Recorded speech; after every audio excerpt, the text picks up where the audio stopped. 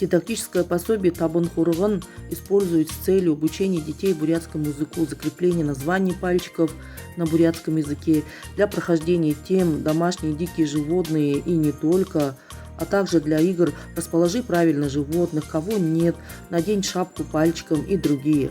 С помощью игрового пособия можно организовать пальчиковые речевые игры и упражнения, а также выучить песни, пословицы, поговорки и рассказывать сказки.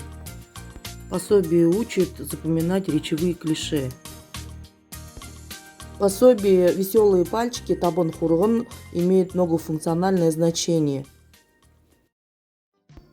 Дидактическое пособие «Веселые круги» Хухюте Тухурионут позволяет развивать связанную речь на бурятском языке. С помощью него дети рассказывают о себе, о том, где он живет, на какой улице, в каком городе, в какой стране и во Вселенной.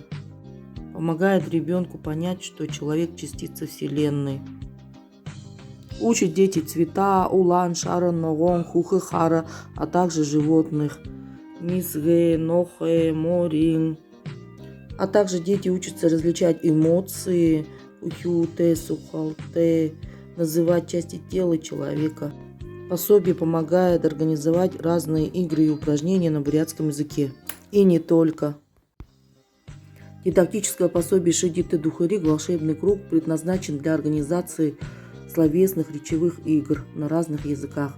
Если отвечаешь на легкий вопрос, получаешь желтый смайлик. Если сложный вопрос отвечаешь, то получаешь синий смайлик.